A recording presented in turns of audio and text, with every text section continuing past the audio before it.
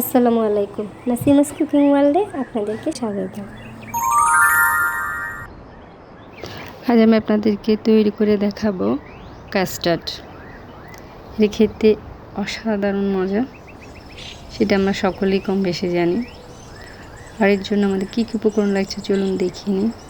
নিয়েছি আধা লিটার তরল দুধ, এবং নিয়েছি কনডেন্স মিল্ক, আর নিয়েছি কর্নফ্লাওয়ার, এবং নিয়েছি কাস্টার্ড পাউডার, চিনি, এবং নিয়েছি একটি ডিম। ফ্রুটস নিয়েছি আমি অ্যাপেল, কলা, আঙ্গুর এবং আনার। এখন তৈরি করার পালা। চুলায় দুধ ঝাল করতে দিয়ে দিয়েছি। এখন দিয়ে দিয়েছি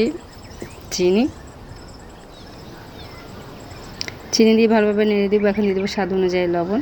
যে কোনো মিষ্টি জিনিসই লবণ দিলে টেস্টটা ভালো আসে। এখন দিয়ে দিব ডিমের কুসুমটি। ডিমের কুসুম দিব, ডিমের সাদা অংশ দেওয়া যাবে না। কুসুম দিয়ে ভালোভাবে নাড়তে হবে যাতে কুসুমটি দুধের সাথে মিশে যায়, তা না হলে দলা দলা হয়ে থেকে যাবে।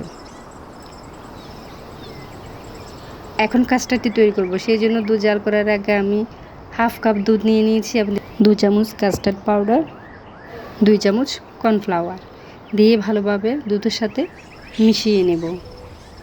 ভালোভাবে মেশাতে হবে। কাস্টার্ড পাউডার মেশানো হয়ে গেছে, এখন দুধে ঢেলে দিব। কাস্টার্ড দুধে দিতে দুধগুলো ভালোভাবে নাড়তে হবে, তা না হলে দলা পেকে যাবে। ভালোভাবে ঘন হাতে নাড়তে হবে। এই যে ব্লক চলে এসেছে, কাস্টার্ড অলমোস্ট হয়ে আসছে। এখন দিয়ে দিব কনডেন্স মিল্ক। কনডেন্স মিল্ক দিয়ে ভালোভাবে নেড়ে দিব। কাস্টার্ড তৈরিতে অনবরত ঘন হাতে নাড়তে হবে। কাস্টার্ড তৈরি হয়ে গেছে, এখন নামিয়ে রুম টেম্পারেচারে রেখে ঠান্ডা করে এবং ফ্রিজে রেখে দিব 30 মিনিটের জন্য। ফ্রুটসগুলো সব কেটে নিয়েছি এবং কাস্টার্ডটা ঠান্ডা হয়ে গেছে। এখন তৈরি করার পালা। একটা বড় বাটি নিয়েছি, ওটার মধ্যে সব ফল দিয়ে দিচ্ছি। একে এক করে আমি সব ফল দিয়ে দিব।